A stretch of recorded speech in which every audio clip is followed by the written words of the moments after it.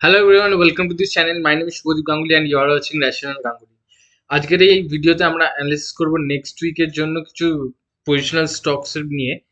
তো সেটা শুরু করার আগে আমরা লাস্ট উইকে কিছু যে স্টকস সিলেক্ট করেছিলাম সেগুলোর কি কারেন্ট সিচুয়েশন, আদৌ সেই ট্রেডগুলো অ্যাক্টিভ হয়েছে কিনা, তার কি পজিশন মানে আপডেট, সেটা নিয়ে প্রথমে ডিসকাশন করে তারপর নেক্সট উইকের জন্য কয়েকটা স্টকস মানে অ্যানালিসিস করেছি আমি, সেটা নিয়ে আলোচনা করব। তাহলে চলুন শুরু যাক। প্রথম স্টকস হচ্ছে অ্যাপোলো হসপিটাল, যেটা প্রথম মানে লাস্ট উইকে আমরা এই স্টকটা অ্যাপোলো হসপিটালকে আইডেন্টিফাই করেছিলাম, কিন্তু এই ট্রেডটা অ্যাক্টিভ না। আমরা আইডেন্টিফাই করেছিলাম যে এখানে একটা অল টাইম হাইয়ের কাছে আছে, এখানে গিয়ে ব্রেকআউট দিয়ে এখানে হোল্ডও করছে, এখানে একটা সেল হয়ে পজ ক্যান্ডেল বানিয়েছিল এই রেড কালারের ক্যান্ডেলটা। তো এইটার হাই যদি ক্রস করে এই জোনটা মানে 5690 যদি ক্রস করে তাহলে আমরা এন্ট্রি নেব, আর এখানে আমাদের স্টপ লস রেখে দিতে পারবো। এখানে বা এখানে একটা স্টপ লস রেখে দেবো, তাহলে এখানে অল টাইম হাই যদি ব্রেক করে তাহলে একটা ভালো ভালো মুভমেন্টের আমরা এক্সপেকটেশন রাখতে পারি, আর মিনিমাম টার্গেট হয়ে যাবে 1:2। তো এই ট্রেডটা অ্যাক্টিভ হয়নি। তো নেক্সট স্টকে দেখা যাক, নেক্সট স্টকটা কি ছিল আমাদের ডক্টর রেড্ডিতে মানে এটাতে আমরা কোনো ট্রেডই পাইনি, কারণ মানডে মোস্ট প্রবলি একটা নিউজ ছিল যে ইউএসএ ফেডে কিছু অবজারভেশনের জন্য 5টা অবজারভেশন মনে হয় ফাইন হয়েছিল, নোটিশ ছিল কিছু, যার জন্য খুলেছিল অনেক 5-7% গ্যাপ ডাউন। তো তারপরে এখানে যদি দেখি এখানে গ্যাপ ডাউন হয়েছিল, আমরা বলেছিলাম যে এখানে এন্ট্রি নিতে পারি, এটাও যদি ব্রেক করে তো অল টাইম হাই ক্রস করে বেরিয়ে যেতে পারে। বাট এইখানে আমাদের এন্ট্রি হয়নি, খোলার পর মার্কেট রিকভার করে যায়, মানে সেল অফ আসে কিন্তু ফাইনালি এই উইকে রিকভার করে যায়। তো এই স্টকে মানে ডক্টর রেড্ডিতেও আমাদের কোনো মানে পজিশনাল স্টকসের জন্য মানে এই ট্রেডটা অ্যাক্টিভ হয়নি। নেক্সট স্টক যদি যেটা ছিল সেটা হচ্ছে হিন্ডালকো। ওকে, হিন্ডালকো যদি দেখি, হিন্ডালকো আমাদের ট্রেডটা অ্যাক্টিভ হয়েছে। এটা আমরা বলেছিলাম যে এইখানে একটা এই যে ট্রায়াঙ্গেল ছিল, এই ট্রায়াঙ্গেল মধ্যে ব্রেকআউট দিয়েছে, এই ক্যান্ডেলটা ব্রেকআউট দিয়েছে। তো এই পুরো এই জোনটা থেকে ব্রেকআউট যখন দিয়েছে, তারপর এখানে এটা তার আগের দিকে ব্রেকআউট দিয়েছে, কিন্তু লাস্ট উইকে এখানে একটা পজ ক্যান্ডেল বানিয়েছে, আর হায়ার লেভেলে মানে ব্রেকআউট যে জোনের ছিল তার উপরে এটা নিজেকে হোল্ডও করছিল। আর এখানে খুব একটা সুন্দর ট্রেডের জন্য পাওয়া যাচ্ছিল যে তাহলে আমরা বলেছিলাম এইটা ক্রস করলে মানে হচ্ছে, এক মিনিট,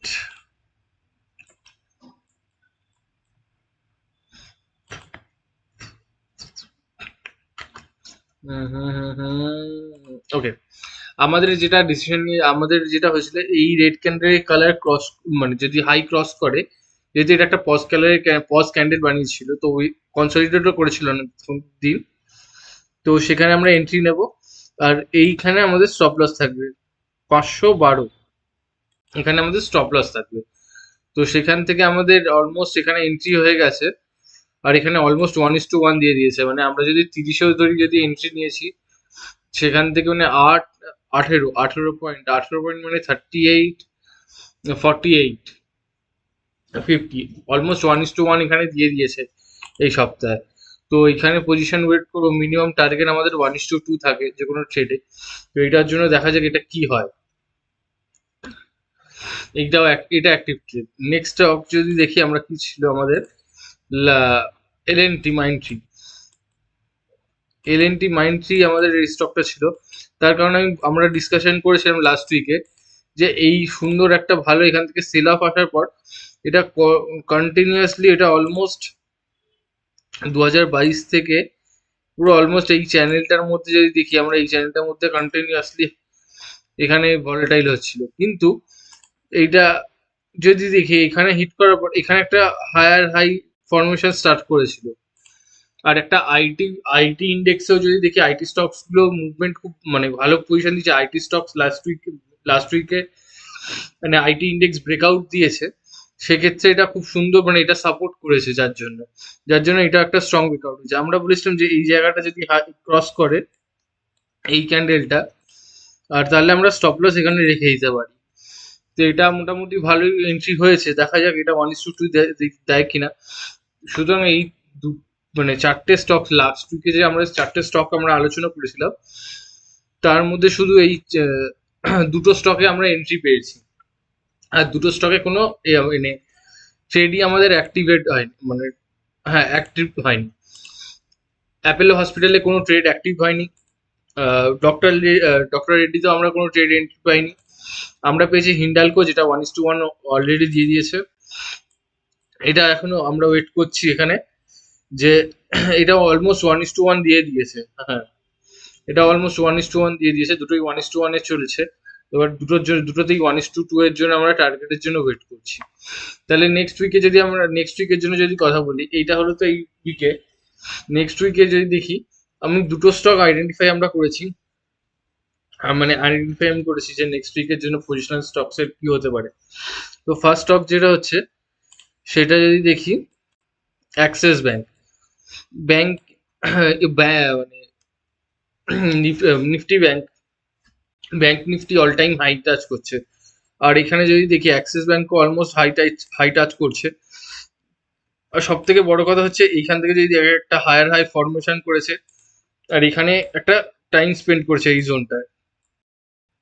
জোনটা এইখানে ব্রেকআউট যদি দিয়ে এখানে টাইম স্পেন্ড করে আবার ব্রেকআউট দিয়েছে। তবে এখানে একটা কনসলিডেট করছে এই জোনটায়। এখানে যদি একটা ছোট স্টপ লসে আমরা ভালো একটা এন্ট্রি পেতে পারি, যদি এইখানে এটা ক্রস করে হাই, তাহলে আমরা এইখানে স্টপ লস রেখে একটা ট্রেড নিতে পারি 1:2 এর জন্য। এটা একটা ভালো ট্রেড দেখা যাচ্ছে। তো আমি যদি দেখি, আমরা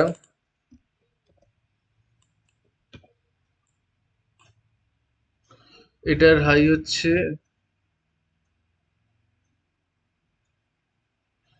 এন্ট্রি হচ্ছে 1152, 1152, 1152 এন্ট্রি। আর স্টপ লস হচ্ছে এটা 10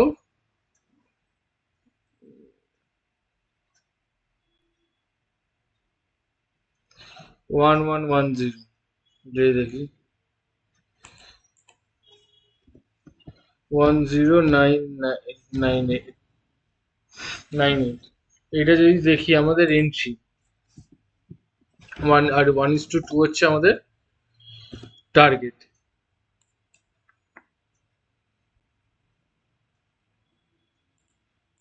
এটা আমাদের টার্গেট, কারণ এখানে যদি এই যে মোমেন্টামটা হয়েছে, এখানে গিয়ে একটা পজ ক্যান্ডেল বাড়িয়েছে, দুটো সপ্তাহ এখানে ভালোভাবে এখানে টাইম স্পেন্ড করেছে।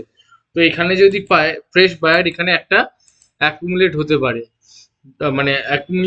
মিনস ফ্রেশ বায়ার যারা আসতে পারে এই জোনটায়।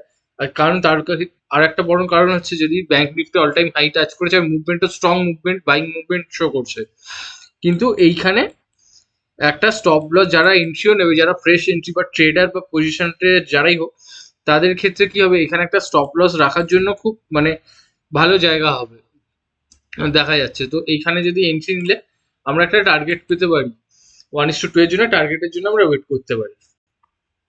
আর নেক্সট স্টক যদি দেখি, নেক্সট স্টক হচ্ছে টেক মাহিন্দ্রা। কেন, আরো কয়েকটা স্টক আছে আমি দেখছিলাম, আইটি সেক্টরও মানে ভালো মুভমেন্ট দিয়েছে।